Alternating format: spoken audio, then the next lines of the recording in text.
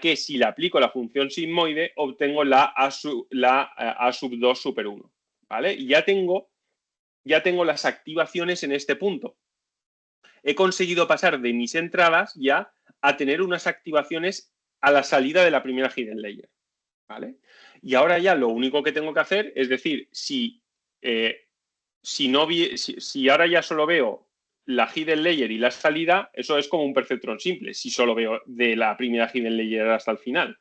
Entonces ahí, pues lo único que tengo que hacer ya es coger y hacer el A sub 1 super 1 por W11 super 1 más A sub 2 super 1 por W21 super 1 más 1 por W sub 1 super 1, ¿vale?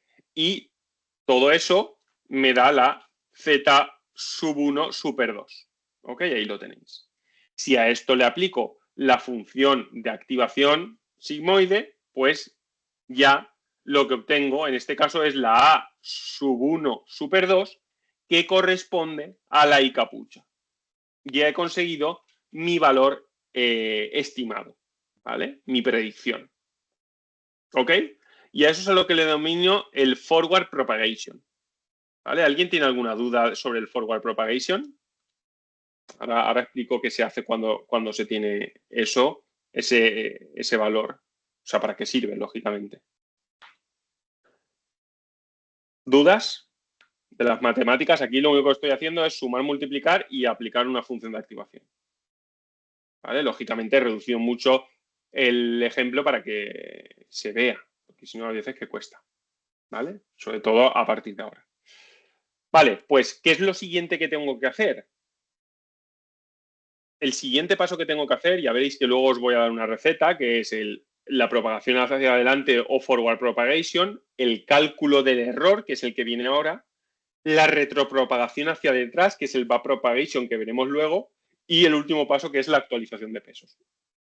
¿Vale? Pues vamos a ver ahora cómo calculo el error. Pues muy sencillo, el error, como en cualquier método o algoritmo de clasificación o regresión. Lógicamente tengo que saber en qué tarea estoy, si quiero estimar un valor continuo o un valor discreto, porque estaré clasificando o haciendo regresión, pero en este caso, por ejemplo, para regresión, pues lo que podría hacer es calcular el error como un medio de el valor real, el valor observado, menos el valor predicho elevado al cuadrado, ¿vale? Esto es como el mean square error. O sea, no, sin el cómo, es el mean square error. ¿Ok? Vale. Bien. Esto que he contado, si os fijáis, es para una única muestra. Es decir, me viene mi primera flor, ¿vale? Que tiene un X1 y un X2. Imaginaos que ahora solo estoy con el pétalo, ¿vale? Anchura de pétalo y longitud de pétalo. Me viene una nueva flor con esas características y hago todo esto para conocer mi capucha, setosa, versicolor o virgínica. Versicolor o virgínica. Pero para esa flor. Pero yo tengo un conjunto de entrenamiento con 500 flores. Entonces esto voy a tener un error, no sé si lo estáis viendo, un error por muestra, por cada una de las muestras. ¿Vale? De nuevo, recuerdo, cuando complete y cuando obtenga el error de todas las muestras de mi training set, ahí podré decir que he hecho una pasada de mis datos, también conocida como epoch, ¿vale? Como una época. He entrenado mi red neuronal por una época, ¿vale? Pero ahora vamos a ver, porque solo estoy en mitad, ¿vale? Es decir, solo he hecho el forward, la retropropagación hacia adelante y el cálculo del error. Ahora, lo que debo de hacer es, ¿qué objetivos tengo, ¿vale? Así a modo motivación. O sea, ¿qué es lo que quiero conseguir ahora? Yo tengo un error que me da mi red neuronal. ¿Qué es lo que creéis que tendría que hacer con ese error para reducirlo? ¿Qué creéis que es lo que yo puedo modificar de mi red durante el proceso de entrenamiento? De todo eso que veis en la pantalla, ¿qué es lo que yo tengo potestad de modificar? Las W. Las W, correcto. Las X no las puedo modificar. Y los vías, vale, sí. Es que ya veréis como al final llega un momento que W, que son pesos, y B, que son vías, al final hablamos de ellos como parámetros, porque matricialmente ya os comentaremos que se integran dentro de la misma matriz al final, ¿vale? Y nos referimos a todo eso, a W y Bs, como parámetros, ¿vale? Entonces, los dos estáis en lo cierto sobre lo que puedo meterle mano, a lo que puedo meterle mano para intentar reducir cada vez más el error después de las distintas iteraciones es a los pesos, ¿vale? No puedo meterle mano, por ejemplo, a las entradas son las que son, la longitud y el ancho del pétalo es ese número, ¿vale? No puedo cambiarlo, ¿ok? Entonces son las W las que yo tendré que, bueno, el algoritmo de optimización que vais a ver que es el descenso por gradiente, el Stochastic Gradient Descent, lo que va a hacer es, primero, tratar de identificar, ¿vale? Que ahora veremos cómo lo hace en el backpropagation, cuáles de estos pesos, cuáles de estos numeritos está impactando más en el error que estoy obteniendo, ¿vale? Es decir, los W que más peso o más culpa tengan del error que estoy obteniendo, a esos son los que modificaré más. Los que tengan menos culpa, los modificaré menos, ¿vale? Y eso lo consigo gracias a calcular gradientes, al cálculo de gradientes, retropropagar. Esto es lo que se conoce como retropropagar el error hacia detrás, para conocer que W tiene más culpa del error que estoy obteniendo a la salida, ¿vale? Y esto es lo más complejo, lo que lleva mayor complejidad dentro de un algoritmo de red neuronal de descubrir, ¿vale? La mayor parte de la computación se lo lleva esto, sobre todo porque hay envueltas ya cálculo diferencial, ¿vale? Temas de derivadas, etcétera, ¿vale? Bien, quien no le gusten las letras, pues que lo sustituya esto por números, ¿vale? Yo no lo voy a hacer, porque si no, yo creo que pierdo demasiado tiempo, pero quien quiera poner números aquí, yo se los dejo puestos, ¿vale? Luego, si esto lo vais a tener que revisar, yo os lo digo, ¿vale? Entonces, meditarlo tranquilamente, revisar esta slide con los numeritos, ver que os cuadra todas esas multiplicaciones, ver que aplicar la sigmoide no es más que hacer esta operación, 1 partido 1 más e menos un número, y ese número es la z, ¿vale? Eso os da unas salidas, ¿vale? Y al final, la última de las salidas, que es esta, se corresponde con mi capucha, ¿vale? Aquí, por ejemplo, tengo una I capucha de 0,7514. Y mi I, ¿vale? Mi I, que es el valor observado, era 0,01. Pues entonces tengo un error de 0,01 menos 0,7514 al cuadrado y un medio de eso, ¿vale? Entonces, con esto al final es poner números a todo lo que os he estado comentando para que asentéis mejor todas las operaciones que se realizan, ¿vale? Bien. Esto, ¿vale? Esa operación que os he dicho, pues da un valor de 0,2748. Y ahora lo que tengo que descubrir, que es mediante el algoritmo backpropagation o retropropagación hacia detrás, el objetivo es descubrir cuáles de estos pesos, ¿vale?, tienen más culpa de tener este error de 0,2748. Porque el objetivo va a ser modificarlos ligeramente, algunos más ligeramente que a otros les haré cambios más abruptos, ¿vale? A los que tengan más culpa de un error, o sea, de ese error, para al final de la partida ir reduciendo poco a poco el error, ¿vale? ¿El objetivo cuál es? El objetivo es que la red neuronal converja. ¿Qué se entiende por converger? Que el error que empieza alto vaya decreciendo hasta un punto que llega a ser constante. Cuando es constante, entonces mi red neuronal ha convergido, ¿vale? Pero de eso hablaremos más adelante. Vale, pues vamos ya al paso pues un poco más complejo, que es el paso de retropropagación hacia detrás o backpropagation, ¿vale? Realmente este es como el punto matemáticamente más complejo del curso, ¿ok? Bien, ¿qué es lo que vamos a tener que hacer? Pues en primer lugar ya conocemos, ¿vale?, el error, ese error que hemos sacado de esta transparencia, que es esa E, ¿vale? Y ahora lo que queremos hacer es retropropagarlo hacia detrás, ¿vale? Es decir, yo lo que quiero ver es en primer lugar, pensar que estoy al final del todo. El error, ¿dónde lo tengo? En la capa de salida. ¿Vale? Entonces, ahora la idea es ir retropropagando ese error hasta conseguir llegar al inicio, hasta donde empecé. ¿Vale? Entonces, ¿qué es lo que quiero? Pues yo voy a querer, en primer lugar, modificar, ¿vale? A mí esto, bueno, aquí está todo junto, ¿vale? La etapa de retropropagación y actualización de pesos. Se puede ver como una única etapa. A mí me gusta más verla como una primera etapa de ver quién es el más culpable de obtener ese error, es decir, realizar una derivada para comprender o cuantificar cuánta culpa tiene ese peso del error a la salida y posteriormente y de manera acorde modificar ese peso, ¿vale? Pero aquí está todo junto. ¿Qué es lo que estoy haciendo aquí? Como el error lo tenía aquí a la salida, lo primero que voy a tener que hacer es actualizar los pesos de ese último módulo, el W11 super 1 y el W21 super 1, ¿vale? Lógicamente la vallas también, pero la vallas la omito, ¿vale? Porque siempre arrastrar la vallas es muy cansino, ¿vale? Pero ahí al final vais a ver que matricialmente se integra, pero que sepáis que la vallas también, ¿vale? Entonces, ¿cómo voy a descubrir eso? Pues lo voy a descubrir de la siguiente forma. Esta actualización va a ser, por ejemplo, para el W11 Super 1. El nuevo valor del W11 Super 1 va a ser el antiguo menos una tasa de aprendizaje que me va a modular cómo de rápido o lento aprendo. Y lo importante viene aquí. Por la derivada parcial del error con respecto a ese peso.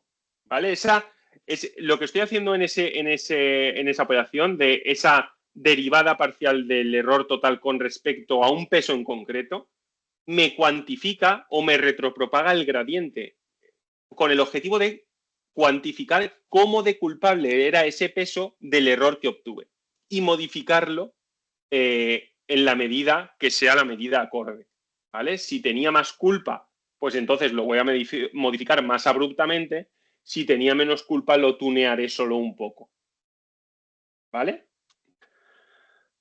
Eso para actualizar los pesos de la etapa 1. Para actualizar los pesos de la etapa 2, pues claro, ahí ya tengo que ir tirando más hacia detrás. Es decir, aquí para actualizar los pesos de la, por ejemplo, el primer peso de todos, que es este de aquí, el W11 Super 0, ese lo tengo que actualizar con respecto, o sea, tengo que calcular la derivada del error al final del todo con respecto a ese peso en concreto.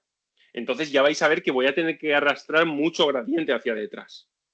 ¿Vale? Entonces vamos a, claro, o sea, esto es muy sencillo. Quiero decir, ese valor era el que antes tenía el peso.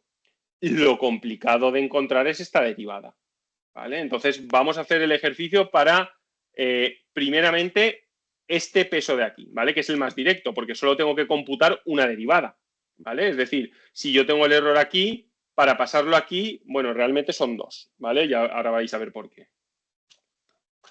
Pero bueno, una es derivar una función. O sea, en primer lugar tendré que pasar de este punto. Imaginaos que tengo una sonda, ¿vale? De medir. Entonces, el error lo tengo aquí.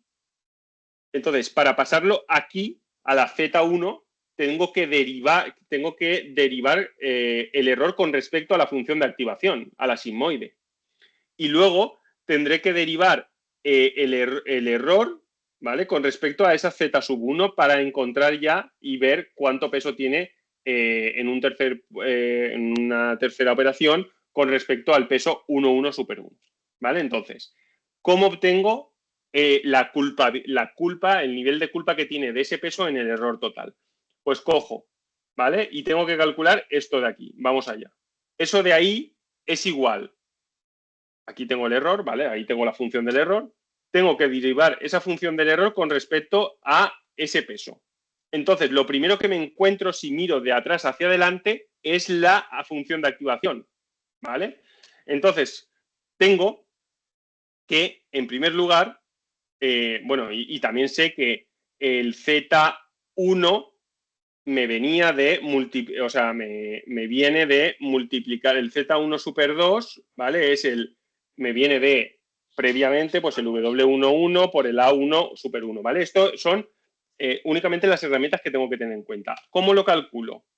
¿Vale? Pues voy a necesitar de la regla de la cadena. No sé si recordáis esto de pues, cuando se estudiaban primeros cursos de carrera o incluso bachiller o lo que en su momento se estudiara, pero la regla de la cadena, ¿vale? Pues es básica, ¿no? Para el tema de llevar a cabo una derivación en cascada que me permita retropropagar, en este caso, de detrás hacia adelante, ¿vale? ¿Por qué? Porque estoy viendo que para poder encontrar la culpa que tiene el W11 super 1 sobre el error total, primero tengo que pasar por el A1 super 2 y luego tengo que ver qué impacto tiene con respecto al A1, al Z12, ¿vale? Entonces, en este caso, ¿cómo obtengo esa derivada del error con respecto a ese peso en concreto? Pues primero tengo que derivar el error con respecto al A1 super 2, que eso es derivarlo con respecto a la función de activación. Multiplicarlo por la derivada de ese A sub 1 super 2, es decir, la derivada de la función de activación con respecto a la derivada del Z1 super 2, ¿vale? Que es lo que tengo aquí. Y todo eso por la derivada del Z1 super 2 con respecto ya a ese peso, ya he llegado, ¿vale? Es decir, derivo el error con respecto a esto, derivo esto con respecto a esto y derivo esto con respecto a esto y ya he llegado, ¿vale? Bien, pues eso ¿cómo lo hago? Pues ya, si me voy matemáticamente, pues la derivada del error con respecto al A sub 1, al A sub 1 super 2, básicamente, si derivo esta ecuación con respecto a A sub 1 super 2, me queda esto de aquí, ¿vale? Las derivadas, pues lógicamente, las voy a dar como por sabidas, ¿vale? O sea, no me voy a meter a derivar aquí manualmente porque no es el objetivo del curso, ¿ok? Ahora derivo el A sub 1 super 2 con respecto al Z sub 1 super 2, ¿vale? Y aquí yo ya veo la forma que tiene esto, ¿vale? Esto realmente era la función sigmoide que depende, o sea, aplicada al Z1 super 2, pues entonces tengo que derivar esta función con respecto al Z1 super 2. Pues eso me queda que la derivada de la sigmoide es eso que veis ahí, ¿vale? Pues ya lo tengo también, me lo guardo. Y ahora me queda el último término, este de aquí, el derivar el Z1 super 2 con respecto al W11 super 1, ¿vale? Pues, bueno, aquí hago una simplificación únicamente, ¿vale? Y aquí ahora tengo que derivar esta ecuación, ¿vale? Con respecto al W11 super 1. Y eso, pues, sí que se ve más rápidamente, ¿no? Que la derivada de eso, pues, es directamente la sub 1 super 1. Y la regla de la cadena dice que la derivada del error con respecto a ese peso será el producto de las tres derivadas, ¿vale? Pues nada, el producto de las tres derivadas es este de aquí, ¿vale? Entonces aquí ya he conseguido la ecuación que me va a cuantificar el impacto que tiene o la culpa que tiene ese peso de obtener ese error, ese error a la salida. De hecho, si le damos numeritos, aquí esto ya os lo dejo para que lo miréis tranquilamente, si damos numeritos, pues me sale, ¿vale? Esto de aquí.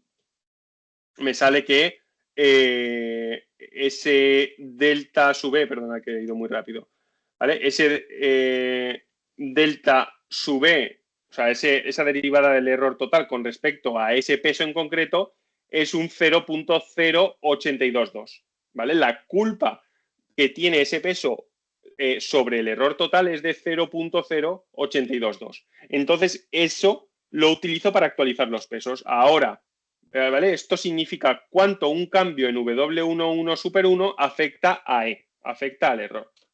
Entonces, ahora, suponiendo una tasa de aprendizaje de 0,5, ¿vale? Que ya hablaremos de la tasa de aprendizaje más en concreto, más concretamente, pero ya puedo obtener el nuevo valor para mi W11 super 1, ¿vale? En el siguiente estado, ¿vale? Para hacer la siguiente iteración, como el que tenía en la iteración anterior, menos la tasa de aprendizaje por esa derivada, ¿ok? Que tanto me ha costado obtener. Entonces, eso va a ser, si antes tenía un valor de 0,4, miradlo, ese valor de 0,4 menos 0,5 por 0,082, en la siguiente iteración, ese peso va a pasar de valer 0,4 a 0,3590, ¿vale? Y entonces, el resumen de esto es que con ese proceso de aprendizaje donde estoy minimizando una función objetivo, que al final es minimizar un error a la salida, voy a conseguir iterativamente optimizar todos los W para conseguir ese error mínimo a la salida, ¿vale? Claro, ahora esto, pues yo solamente lo he hecho para un W, pero ahora esto se tiene que hacer para todos los W, ¿vale? Si me lo llevo a hacer uno más complejo, que es ese de atrás, mirad todas las derivadas que va a llevar a cabo, ¿vale? Es decir, esa derivada del error con respecto al W11, pero de la etapa 0, pues claro, aquí viene envuelto el A12, el Z12, el A11, el Z11, es decir, aquí ya no son 3 derivadas, tengo que hacer más, ¿vale? Tengo que hacer 5, ¿ok? Entonces, el producto de todas esas derivadas me dará cuánto un cambio en el W11 super 0 afecta al error a la salida, ¿vale? Esto, bueno, pues ya lo miráis si queréis más tranquilamente, ¿vale? Porque esto requiere ya de una concentración y de que cada uno individualmente esté revisando cada una de las derivadas, etcétera, ¿vale? Las derivadas, si queréis, las podéis chequear y si no, pues dar por asumidas. No vamos lógicamente, a pedir derivar aquí, porque luego todo esto lo vamos a hacer en la parte práctica con una librería, con un framework, ¿vale? Pero viene bien como ejercicio un poco matemático, ¿no? De cara a sentar y sobre todo de cara a desmitificar que la red neuronal es una caja negra, porque no lo es. Una red neuronal son matemáticas, es estadística y es computación de altas prestaciones, ¿vale? Ya está. Vale, ¿alguna duda? Cuestiones, es el momento. Matemáticamente se ha entendido, lógicamente, yo sé que requiere procesarlo, ¿eh? Sí, hombre, tampoco requiere, simplemente con coger eso tampoco hay que meterse mucho más. Saber que es las derivadas y que hay que hacer la regla de la cadena, ya está. O sea, no no hay que meterse más porque no vamos a resolver redes a mano, ¿vale? Analíticamente. Pero sí que es interesante saber cómo hay que retropropagar el error, es necesario, ¿vale? Bien, entonces, lógicamente, esto luego en la práctica, como he dicho, se resuelve matricialmente, ¿vale? Matricialmente, ¿ok? Entonces ahí esto lo vamos a resolver todo matricialmente porque ya os digo que nosotros, ya veréis que a lo mejor tenemos una hidden layer de 512 neuronas, pero es que como datos de entrada tengo, pues no sé, 12.000 o 7.000 características. Claro, imaginar las matrices que van a quedar aquí, ¿vale? Bien, entonces, bueno, pues matricialmente aquí, bueno, pues defino tanto el forward como el backpropagation, ¿vale? Ahí tenéis el producto matricial que hay que hacer para calcular los A sub 1, perdón, los A super 1, ¿vale? Que al final sería aplicarle la sigmoide a la super 0 por el W super 0, ¿vale? Y ya está. Como nota a tener en cuenta, el A super 0 son las entradas, ¿vale? Es decir, en la super 0 las activaciones en el nivel 0 pues corresponden a las entradas, ¿vale? ¿Cómo obtengo las activaciones en el nivel 1? Es decir, en este punto de aquí, pues como hemos dicho, aplicando sigmoide al producto matricial de la A super 0 por las W super 0, ¿vale? Lo mismo, ¿cómo obtengo A super 2? Aplicando sigmoide de la A super 1 que acabo de calcular, producto matricial por la W super 1, ¿vale? Y entonces ahí ya, bueno, pues voy, ¿vale? Ahí ya esa A super 2 se correspondería con mi I estimada. Y ahora el backpropagation matricialmente, pues de nuevo, ¿vale? Tengo que estar definiendo ahora matricialmente una matriz de deltas. Esa matriz de deltas es la matriz de los gradientes, ¿vale? De la matriz que me va a llevar todas esas derivadas matricialmente, ¿vale? Porque todo esto, o sea, lo resuelvo, ya os he dicho, matricialmente. Entonces las derivadas también las voy a llevar en matrices, ¿vale? Que son las matrices denominadas deltas, ¿vale? Los deltas se asocian a esas diferenciaciones a nivel matricial, a esas derivadas matriciales, ¿vale? Entonces ahí vais a ver que todo esto, ¿vale? Lo voy a tener de manera matricial en una matriz de deltas, ¿vale? Aquí lo veis, voy teniendo mis deltas, etcétera, ¿vale? Mirad, esta delta mayúscula super 1 hace referencia a mis deltas del nivel 1 y esta delta super 2 hace referencia a mis deltas del nivel 2, ¿vale? Entonces, bueno, pues todo esto hay que tener en cuenta que para la retropropagación voy a tener que llevar matrices de deltas que me vayan pues aglutinando esas derivadas, esos cálculos de derivadas, ¿vale?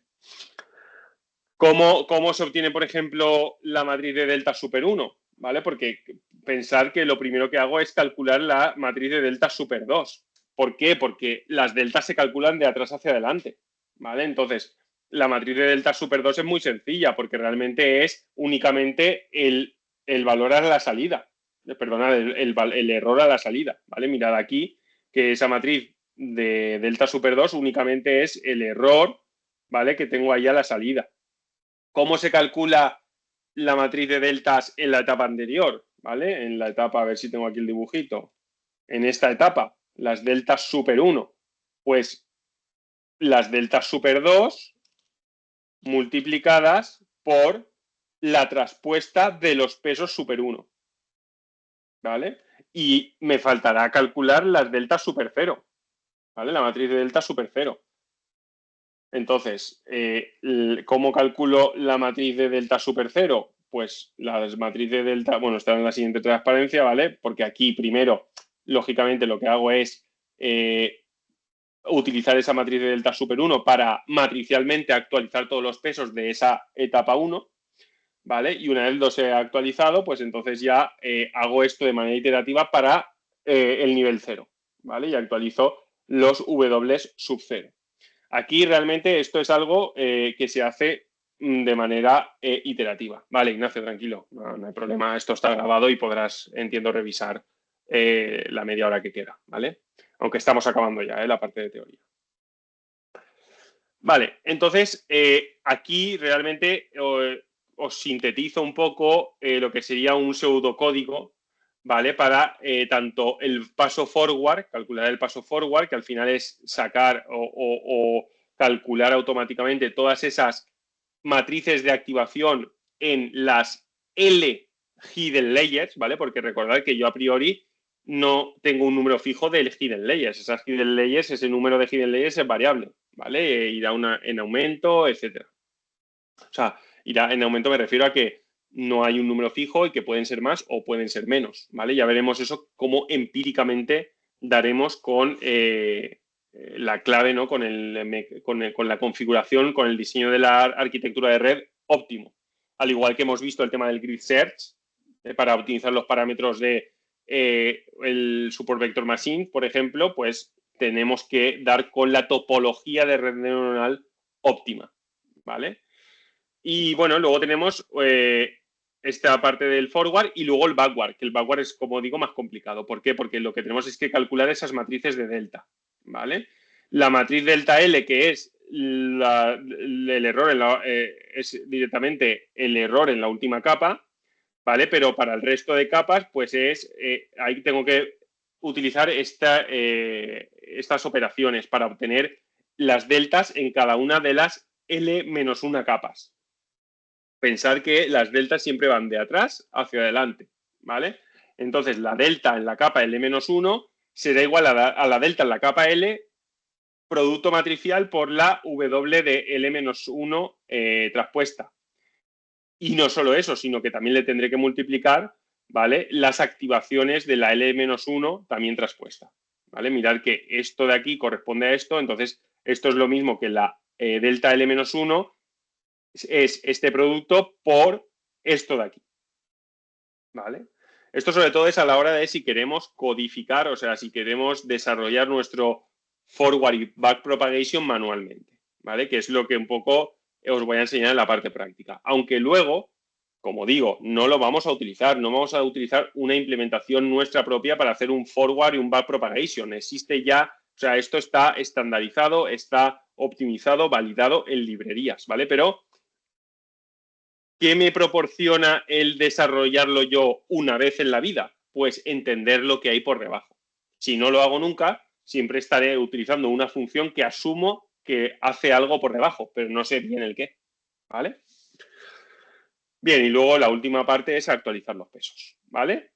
Y bueno, esto ya lo he dicho anteriormente, una pasada del algoritmo sobre todo el conjunto de datos de entrenamiento se le denomina una época, ¿vale? Bien, pues aquí ha acabado un poco la parte matemática más compleja, ¿vale? Luego yo tenía en mente aquí refrescar un poco la parte de división de datos. Entiendo, esto mismo lo visteis creo ayer, ¿no? ¿Me lo podéis confirmar? Esto lo visteis con Rocío, ¿no? Sí, así es. Vale. Entonces, lo voy a refrescar muy rápidamente, solo con el propósito de focalizarlo a las técnicas de redes neuronales, ¿vale? Porque en las técnicas de redes neuronales vamos a estar, de las dos posibilidades que tenemos, vamos a estar en la de la izquierda, en el holdout validation. Y ahora os voy a justificar por qué. Como he dicho anteriormente, el holdout validation asume que tengo tal cantidad de datos que no voy a incurrir en un sesgo si directamente cojo y particiono esa data en training y test, ¿vale? O training y validation. Ahora veremos luego el training, validation y test, cuál es la diferencia, ¿vale? Pero no incurro en un error o en sesgo en el sentido de coger una única partición. ¿Por qué? Porque mis datos tienden a infinito. Quiero decir, pues estamos hablando de cientos de miles de muestras. Entonces, esa componente de suerte, no suerte en la partición aleatoria, de que me toquen muestras fáciles o difíciles en el test, no se va a dar, porque ese tamaño muestral es muy grande, ¿vale? Entonces, ¿por qué? Porque para las técnicas de Deep Learning asumo que tengo conjuntos de datos muy grandes, ¿vale? Porque son redes de alta capacidad, redes de alta complejidad, que necesitan, para no sufrir de overfitting, grandes conjuntos de datos, ¿vale? Entonces, por eso, asumiendo que tengo tamaños muestrales muy grandes, me quedo con la opción de la izquierda, el holdout validation, que es más simple. Cojo todos mis datos y particiono un 80% para training y un 20% para test. Y luego de ese 80% que me he guardado para training, utilizaré otro porcentaje para validation, que ya veremos para qué lo necesito, ¿vale? Entonces, aquí no vamos a trabajar con el Key-Fold Cross Validation, ¿vale? De hecho, no lo voy a explicar porque ya lo comentó ayer Rocío y además esto es para ámbitos más de Machine Learning, ¿vale? Clásico, con tema de Support Vector Machines, Random Forest, etcétera, donde no puedo asumir que tengo tales cantidades de datos. Entonces, si tengo cientos de muestras, ya no puedo tan alegremente hacer una única partición holdout, sino que tengo que hacer un Key-Fold Cross Validation, ¿vale? Porque entonces ahí sí que puedo tener suerte, más suerte o menos suerte en esa, ¿vale? Generando la partición de test. ¿Ok? Aquí, ¿cómo vamos a trabajar en metodologías de Deep Learning? Tenemos datos, cientos de miles de muestras de datos y vamos a coger un 70-80 para training de esos datos y un 20-30 para test. Y esto lo haremos, lógicamente, de manera aleatoria, ¿vale? Visteis en la parte práctica con Rocío el método Train Test Split, que automáticamente me proporciona particiones de datos, ¿vale? Lógicamente, para hacerlo reproducible, tengo que darle una semilla, un random seed, y entonces aleatoriamente, pues ya me quedo con esa partición de los datos, ¿vale? Pero es que además nosotros vamos a precisar para encontrar la configuración óptima, el diseño óptimo de la topología de red, vamos a precisar de un conjunto de validación que nos dirá o a través del cual podremos encontrar esa topología óptima, ¿vale? Gracias a ese conjunto de validation. Entonces, de lo que nos habíamos quedado de training, ¿vale? Vamos a coger entre un 20 y un 30, ¿vale? Solo de lo que nos habíamos quedado del training, ¿eh? El test ya, ese 20-30 del test ya lo he guardado en un cajón, ¿ok? La parte roja la tengo guardada en un cajón.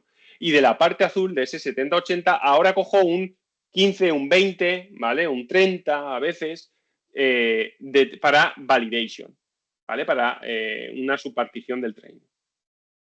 ¿Ok? Ahora, o sea, ya veremos cuándo se utiliza ese validation, en qué punto del entrenamiento de la red entra en juego esa data de validation, ¿vale? Y aparte, algo que no he comentado es que esos datos de training se suelen dividir en batches, ¿vale? Se suelen dividir, esto se denominan lotes o grupos de datos. Es decir, si yo aquí, imaginaros que en ese total de barra azul me ha quedado, yo que sé, me lo invento, 100.000 muestras, pues voy a dividirlo en n batches, esas 100.000 muestras. Tengo que definir un tamaño de batch. Imaginaos que defino un tamaño de batch de 128 muestras. Pues tendré 100.000 entre 128 batches, ¿vale? Lógicamente con el redondeo que toque para hacerlo entero, el número de batches, pero tendré ese número de batches, ¿vale? Y el tamaño del batch tiene mucho que ver con la parte de retropropagación. Perdona, el tamaño no, el número de batches, ¿vale? La parte de retropropagación. ¿Por qué? Porque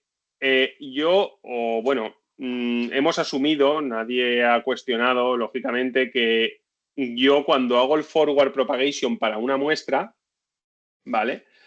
Ahí tengo un error. ¿Qué hago con ese error? Lo retropropago ya directamente y actualizo los pesos de manera acorde a ese error de esa única muestra. ¿Creéis que eso es positivo? ¿Qué pasará si esa muestra es un outlier? ¿Alguien se atreve o piensa en qué pasaría si yo actualizo los pesos en base a un error de una muestra que es un outlier, que no se comporta como el resto de muestras normales? ¿Qué creéis que puede pasar?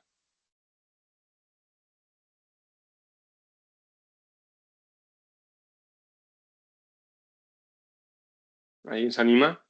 ¿Hay alguna idea?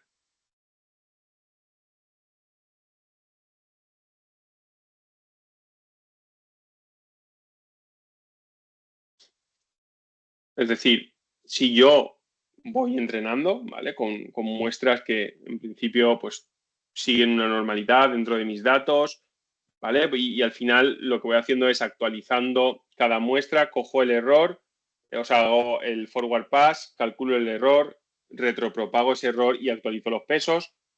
Todo va yendo bien, pero me viene una muestra anómala que no se comporta como el resto de muestras, ¿vale? ¿Qué puede pasar? Pues básicamente que yo cuando calcule ese error, ¿vale? Sea muy alto, porque es una muestra outlier, no sigue la normalidad de los datos, y cuando vaya a retropropagar los pesos, lo haga y esos pesos que ya tenía más o menos ajustados se me desbaraten, porque los estoy actualizando con respecto a un error de una muestra que es un error, que es un outlier, que es una anomalía, ¿vale? Entonces, ¿qué hacemos para que ese proceso sea más robusto? ¿A alguien se le ocurre algo? ¿Qué podemos hacer para no ser tan dependientes de muestras anómalas? ¿Alguna idea?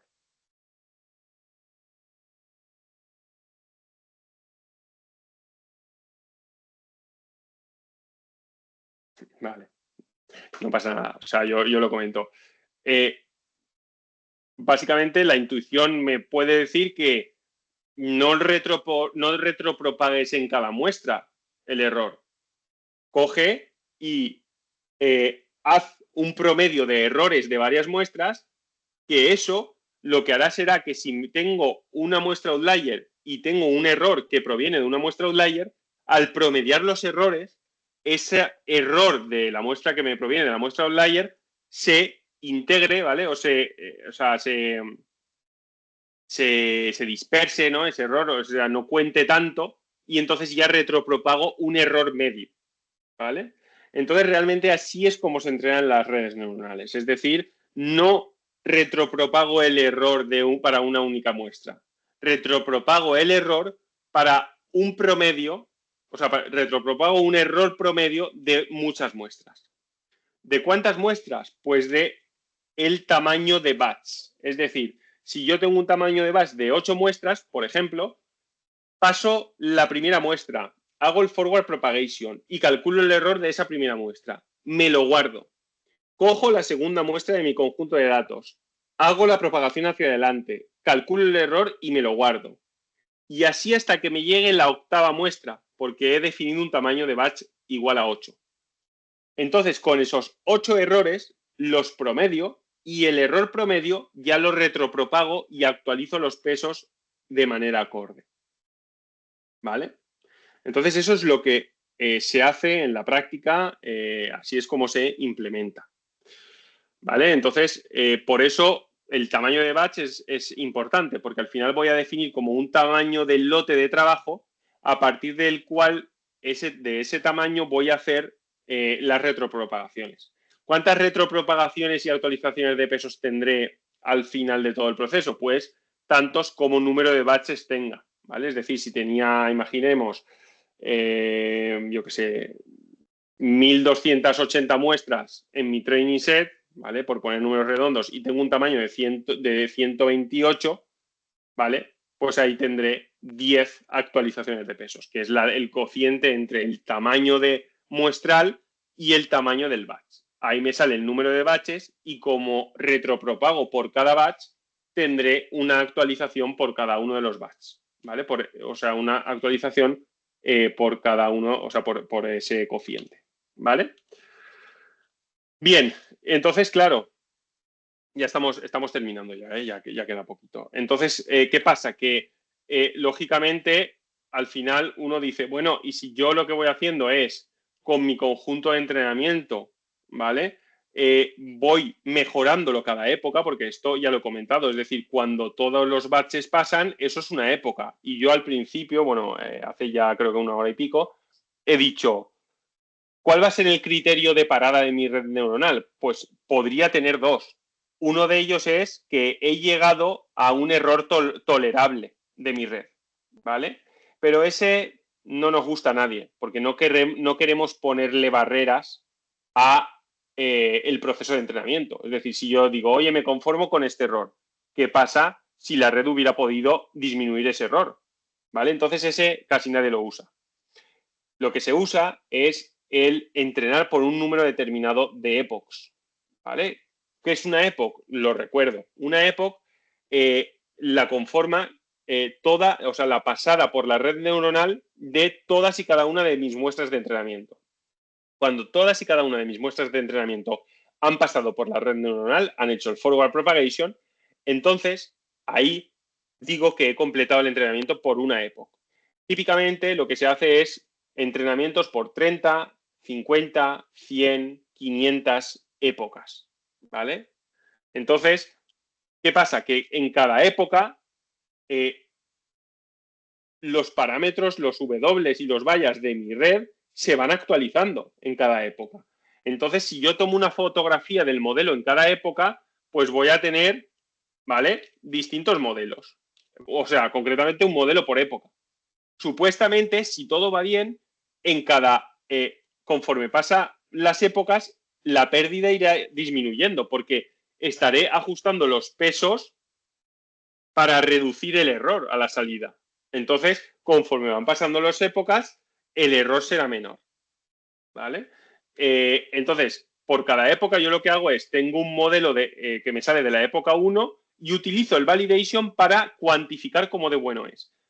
Genero, o sea, sigo entrenando otra época más y saco un modelo 2 que utilizo el validation para cuantificar cómo de bueno es. Y así para las M épocas. Entonces, al final tengo M modelos, ¿vale? La pregunta es, ¿con qué modelo me quedo? ¿Vale? Pues en este caso me voy a quedar, o sea, alguien me podría decir, pues hombre, si me estás diciendo que vas a ir reduciendo el error a lo largo de las épocas, pues quédate con el último, ¿vale? Pero esto que os he dicho no es del todo cierto, porque puede haber un punto a partir del cual empiece mi red a sufrir de overfitting y el error empiece a aumentar. Entonces, me quedo o me debería quedar con el modelo que mayor precisión o menor pérdida, que al final es lo mismo, me dé en validación. Ese será el modelo con el que me quede. Y entonces ahí ya con ese modelo, imaginaros que es el modelo M-3, ¿vale? En vez ya no es el último, sino que es el M-3, es el que menor pérdida tiene. Cojo ese modelo y a ese ya le paso el test, porque es el mejor modelo de los de las M que he obtenido durante las M-epochs, ¿vale? Y sobre ese ya paso el test. ¿Ok?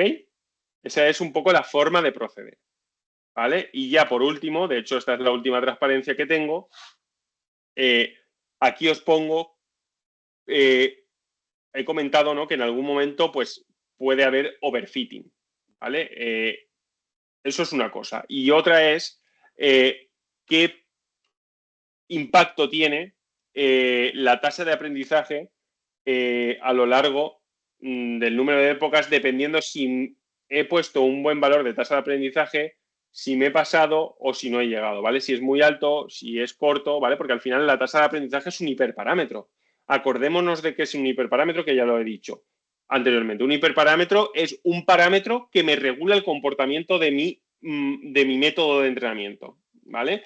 Entonces, este parámetro, o sea, perdonad, este hiperparámetro de la learning rate es un parámetro que me está regulando el comportamiento del entrenamiento de la red, ¿vale? Entonces, ¿qué pasa? Que la tasa de aprendizaje me va a decir cómo de rápido o cómo de lento tengo que actualizar los pesos. Recordad que estaba en la ecuación como que el valor de los pesos en la iteración t+1 es igual al de la iteración en t menos la tasa de aprendizaje por el error, ¿vale? Por el gradiente. Entonces, ¿qué pasa? Si me paso de learning rate, mirad lo que me suele pasar con las pérdidas. Esta J mayúscula representa las pérdidas, ¿vale? O el error.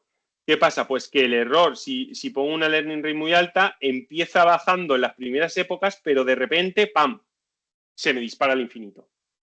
¿Por qué? Porque me he pasado de la learning rate, la he puesto muy alta. Eso quiere decir que mi función objetivo nunca llego nunca obtengo un mínimo local, ¿vale? Me paso siempre y nunca lo obtengo y al final me voy a infinito. ¿Qué pasa con una learning rate demasiado baja? ¿Vale? Una learning rate demasiado baja, pues mirad lo que pasa, que va decreciendo paulatinamente, paulatinamente y nunca converge, ¿vale? Veis que nunca llega a estabilizarse a un valor constante, ¿vale? Entonces, si me paso de learning rate muy baja, el algoritmo puede converger de aquí 845 días. 845 días que no dispongo para realizar un entrenamiento, lógicamente, como podéis imaginar, ¿vale? Entonces, tan malo es ponerla muy alta como baja. ¿Qué pasa si la pongo alta? No muy alta, o sea, la pongo alta, pero no tan demasiado alta como para que la pérdida se me vaya a infinito. Pues que rápidamente decrece la pérdida y converjo, ¿vale? Es decir, aquí estoy convergiendo, pues quizá demasiado rápido, ¿vale? Porque mirad que a lo mejor aquí en la época 10 ya estoy convergiendo. ¿Qué es lo que me gusta a mí? ¿Qué es lo ideal, el caso óptimo, ¿no? Pues ver una gráfica de pérdidas de este tipo. Perdonad. Una gráfica de pérdidas en las que el error, la pérdida, va disminuyendo paulatinamente hasta conseguir estabilizarse y converger a un valor, ¿vale? Entonces, esa es la idea. Es decir, esto lógicamente es una gráfica teórica, luego esto hay que pelearse en la práctica con encontrar la learning rate óptima, ¿vale? Que no es tarea sencilla, al igual que cualquier otro hiperparámetro, al igual que la topología de la red, cuántas hidden layer tengo que meter, cuántas neuronas por hidden layer, ¿vale? Pues ya veréis que ahí hay una serie de hiperparámetros y os vamos a dar técnicas para todo eso, también automatizar cómo encontrar los mejores hiperparámetros, ¿vale? Bueno, pues esto realmente era todo lo que yo os tenía que contar. Sí que es cierto que me falta la parte práctica de redes neuronales, que bueno, ya la veréis pues en la siguiente sesión, ¿vale? Y no sé si, lógicamente, antes de cerrar, quedan 5 minutillos, cualquier pregunta, cuestión, sugerencia que me queráis hacer llegar, pues es el momento.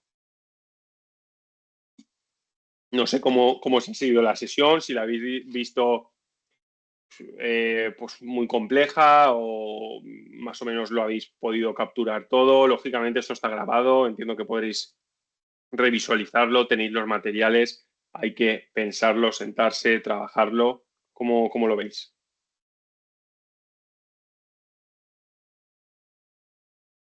¿Alguien que quiera dar ahí un poquito de feedback o alguna cuestión acerca de algo que no haya quedado claro?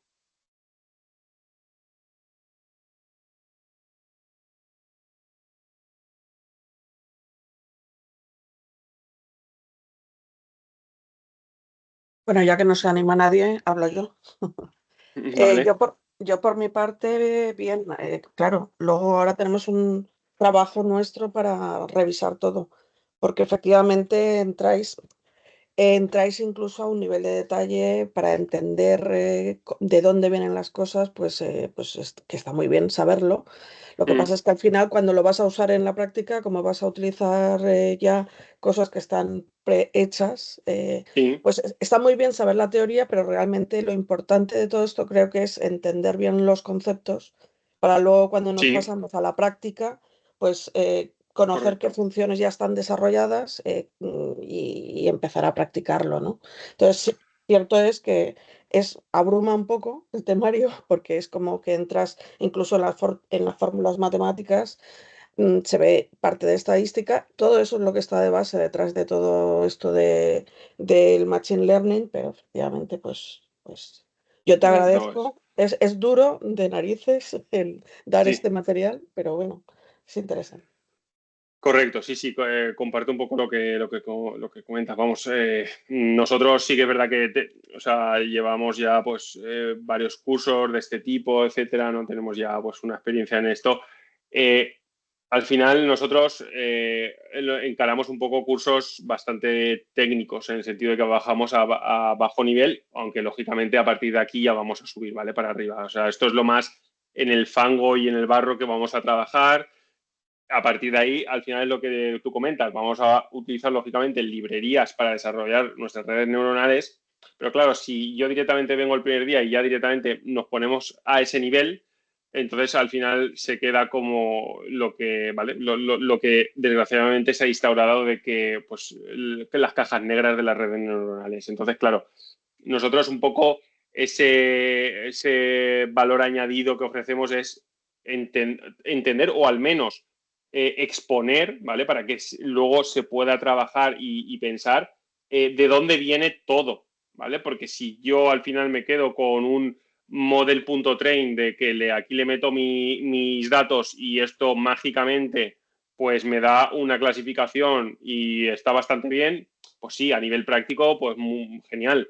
Pero realmente, pues al final nadie sabe muy bien lo que está haciendo, ¿vale? Es decir, que al final es un poco lo que está pasando actualmente en la sociedad con la irrupción y la explosión de la IA, ¿vale? Todo el mundo hace IA, todo el mundo es experto en IA, pero en cuanto rascas un poco, nadie tiene, bueno, nadie no, pero es poca gente la que tiene realmente bien asentadas las bases y bien claras las ideas, ¿vale?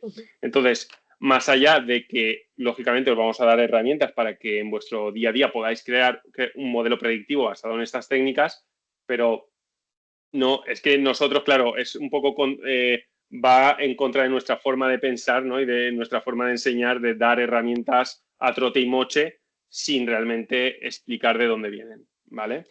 Está claro, está Entonces, claro. Y además, pero sirve, a mí, por ejemplo, que sí que había hecho un curso en una universidad que era iba mucho más a la práctica, sí, a mí me viene bien el saber lo que hay de fondo, porque además si quiero investigarlo en mayor profundidad, pues ya sé un poco más de dónde vienen las cosas. Porque es cierto que si comparo este curso con bueno, aquello era un máster. eh, Aquel se quedaba como mucho más centrado en las cajas, en entender qué significa una neurona o todo lo que has estado explicando en esta última parte, pero no entraba para nada en explicar todas las derivadas que hay detrás, etcétera, pero que viene bien saberlo por si un día quiero investigarlo más, pues oye, ahí está, ahí está. totalmente. No, no, está claro.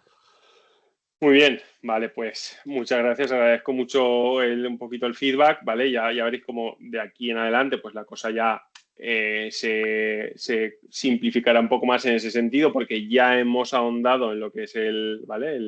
el bajo nivel y a partir de ahí pues ya tiraremos con, lógicamente, librerías que ya están predefinidas, etcétera. ¿Vale? Muchas gracias. Pues muchísimas gracias a todos vosotros. Nos veremos. Yo al final creo que estaré otra vez con vosotros en la última sesión, ¿vale? Y ahora vais a disfrutar pues, de mis compañeras, de Valerie, de Rocío, ¿vale? Entonces espero que sea de vuestro agrado y os acabe gustando el curso. Muchas gracias. Gracias, Adrián. Muy bien. Muchísimas gracias. Un Hasta saludo. luego. Hasta luego. Adiós, adiós. Gracias, hasta luego. Hasta luego. Gracias. Luego, adiós.